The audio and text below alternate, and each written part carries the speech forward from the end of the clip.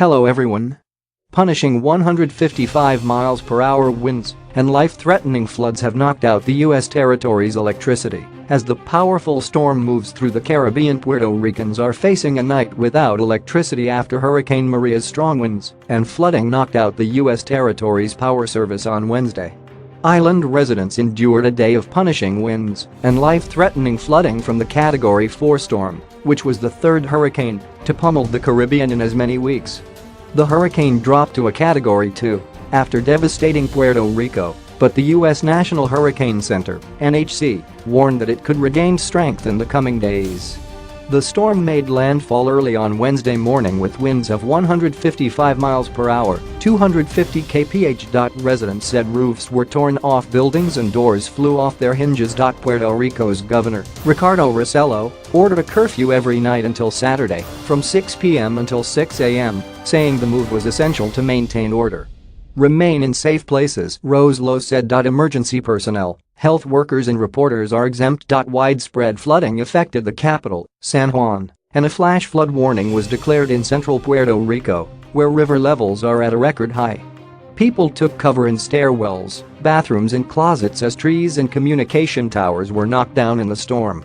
Felix Delgado, mayor of the northern coastal city of Catano, told the Associated Press that 80% of the 454 homes in a neighborhood known as Juan Amatis were destroyed. Months and months and months and months are going to pass before we can recover from this, he said. Mike Brennan, a senior hurricane specialist at the NHC, said Maria would remain a major, very dangerous hurricane for the next couple of days and that rainfall would be a problem even after the center of that hurricane moved away from the island. Federal officials were reporting that all energy customers in Puerto Rico had been left without power late on Wednesday afternoon, a spokesperson for the Federal Emergency Management Agency, FEMA, told The Guardian. The executive director of the Puerto Rico Federal Affairs Administration, PRFAA, Carlos Mercader, said there were 13,000 evacuees in Puerto Rico's shelters. This includes people who evacuated from other islands during Hurricane Irma. In a meeting broadcast online on Wednesday morning, Mercader warned power was expected to shut down. Because of this, he said, his administration was prioritizing getting generators to help power hospitals, schools, the water system and flood pumps. In order to help with the floodings, we need electricity, he said. Earlier on Wednesday, Rossello warned the country would lose a lot of infrastructure. Homes built after 2011, when the island, a U.S. territory, introduced newer construction codes, could survive the winds, but those in flood-prone areas have no chance, he said. As Puerto Rico residents braced for the storm on Tuesday, U.S. President Donald Trump sent a message of support on Twitter. Puerto Rico being hit hard by new monster hurricane, he said. Be careful, our hearts are with you. We'll be there to help. Maria is the first Category 4 hurricane to hit Puerto Rico since 1932. It was expected to move north off the coast before passing the coast of Hispaniola and moving near the Dominican Republic, the Turks and Caicos Islands, the Bahamas and the British Virgin Islands, according to the NHC. Residents of the British Virgin Islands told The Guardian that it was hard to tell how badly the islands had been hit because the damage inflicted by Hurricane Irma was so fresh.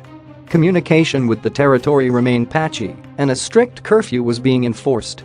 The hurricane was still Category 5 early Wednesday morning when it pummeled St. Croix, the largest and southernmost of the U.S. Virgin Islands, and the French island of Guadeloupe, where at least one person died, and about 40% of homes were without power in the aftermath of the storm. There were multiple casualties on Dominica, the first island struck by Maria, according to the Organization of the Eastern Caribbean States, X, and at least 90% of buildings were damaged. The storm took out all of the island's communication systems, triggered landslides and blocked roads, X said. Communications with the island were severely disrupted, and inhabitants were only able to make contact with the outside world using shortwave radios. At least 7 people died there, according to Hartley Henry, a chief aide to the Prime Minister, Roosevelt Skerritt. Henry gave an update on the impact of that hurricane after speaking to Skerritt, who he said expected the death toll to increase as they received more information from rural communities.